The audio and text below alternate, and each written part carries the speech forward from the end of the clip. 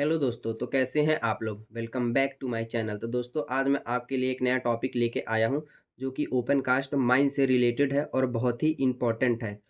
और अक्सर पूछे जाने वाला सवाल इसी से बनता है। अभी एनसीएल के पेपर में होल रॉड से रिलेटेड क्वेश्चन पूछा गया था और बहुत ही टफ क्वेश्चन आया था। तो दोस्तों चलिए मैं आपको बताता हूँ क्या क्या इसके कानूनी प्रावधान हैं। ओपन कास्ट माइंस में होल रोड के लिए क्या क्या कानूनी प्रावधान है। जैसे दोस्तों आपके दिमाग में आ रहा होगा कि ये होल रोड क्या कहलाता है। तो दोस्तों होल रोड मैं बता देना चाहता हूँ, ये एक प्रकार का गोलेकार का होता है। इस प्रकार से ये होता है।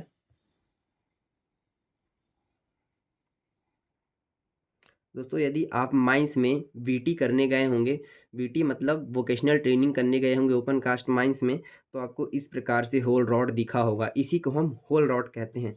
इसको भी बनाने के लिए बहुत सारे कानूनी प्रावधान हैं। क्या क्या कानूनी प्रावधान है दोस्तों, यही मैं आज आपको बताने वाला हूँ। चलिए दोस्तों देखते हैं इसके क्या क्या कानूनी प्रावधान है। जहाँ तक संभव हो वहाँ haul road open cast mines में आने जाने वाले डंपर के लिए अलग अलग रोड होना चाहिए। मतलब दोस्तों ये कहना चाहता है जहाँ तक संभव हो सके वहाँ आने वाले डंपर के लिए अलग रास्ता होना चाहिए, जाने वाले डंपर के लिए अलग रास्ता होना चाहिए। अक्सर ये होता नहीं है, लेकिन ये रेगुलेशन के अनुसार बताया है कि जहाँ तक संभव हो वहाँ तक आने वाले डंपर के लिए अलग होना चाहिए और जाने वाले डंपर के लिए अलग रोड होना चाहिए, यही बताया है।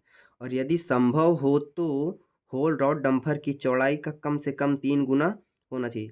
और ये भी बोला है यदि संभव हो तो होल रॉड ये हमारा कहलाता है डंपर की चौड़ाई यदि 1 मीटर है तो कम से कम 3 गुना उसकी चौड़ाई होनी चाहिए। मतलब ये कहना चाहता है कि यदि डंपर की चौड़ाई 1 मीटर है तो उसका 3 गुना अधिक होल रॉड होना चाहिए। लेकिन ऐसा संभव होता नहीं है दोस्तों, जैसे बनाया गया है उसी प्रकार से हम काम चलाते हैं माइंस में। तो यही दोस्तों इसमें यही कहना चाहता है। और ये भी होता है यदि संभव ना हो तो यहाँ पे आप अपने से एक पॉइंट ऐड कर सकते हैं। यदि संभव हो तो जैसे जहाँ पे एक दूसरे को डंपर क्रॉस करते हैं तो वहाँ पर कुछ दूरी के लिए एक डंपर के लिए स्पेस जगह रुक जाना चाहिए, वहाँ पे अपना डंपर रुक जाए और दूसरा डंपर क्रॉस कर चले जाए, ये बताना चाहता है।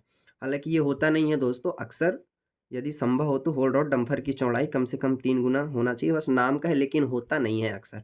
माइंस में आपको पूरा अपोजिट काम ही दिखता है। कभी रेगुलेशन के अनुसार बहुत रेयर कंडीशन में ही, रेयर के हिसाब से चला जाता है, नहीं बहुत रेयर कंडीशन में ही रेगुलेशन का पालन किया जाता है। घुमावदार रोड के लिए ड्राइवर को 30 मीटर आगे तक साफ दिखे ऐसा होल रोड घुमावदार जगह पर बनाना चाहिए। ये कहना चाहता है दोस्तों यदि घुमावदार हमारा रोड है तो हमें ऐसा घुमावदार होल रोड बनाना चाहिए कि ड्राइवर को 30 मीटर आगे तक साफ दिखाई देना चाहिए। यही बोलता है ये प्रावधान हमारा ओपन कास्ट का। होल रोड के लिए हमको 30 मीटर आगे साफ दिखाई देना चाहिए, इसलिए बोला है क्योंकि क्या पता वो घुमावदार में उधर से भी एक डंपर आ रहा है, इधर से भी एक डंपर आ रहा है और दोनों जाके भिड़ गए, माइंस में एक्सीडेंट हो गए, किसी की जान की हानि हो गई। इसलिए हमको 30 मीटर आगे तक साफ दिखाई देना चाहिए। अब दोस्तों यहाँ पे एक और नया चीज़ आया है कि जो होल रॉड का ग्रेडियंट होता है 1:16 होना चाहिए। मतलब ये कहना चाहता है कि जो हमारा होल रॉड होता है उसका ग्रेडियंट मतलब 16 मीटर चलकर 1 मीटर डाउन होना चाहिए। ग्रेडियंट यही हमारा होता है।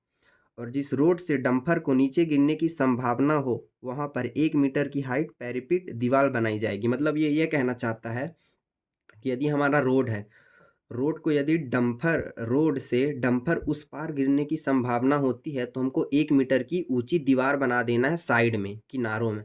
जैसे आप कहीं भी पहाड़ियों में जाते होंगे तो जहाँ पर टर्निंग रहता होगा या फिर जिस उस पार खाई रहता होगा तो हमको कुछ दीवार बनाई जाती है या फिर कुछ लोहे का लगा दिया जाता है बैरियर टाइप का, ताकि आप समझ जाएं कि उधर खाई है, उधर कार लेके नहीं जाना है, बाइक लेके नहीं जाना है। इसी प्रकार से माइंस में भी होता है। जिस रोड से डंपर को नीचे गिरने की संभावना हो वहाँ पर 1 मीटर की हाइट पैरापेट दीवार बनाई जाएगी ताकि डंपर उस पार ना जाए। तो दोस्तों यदि आपको वीडियो अच्छा लगा हो तो अपने माइनिंग दोस्तों को शेयर करना, लाइक करना और सब्सक्राइब करना।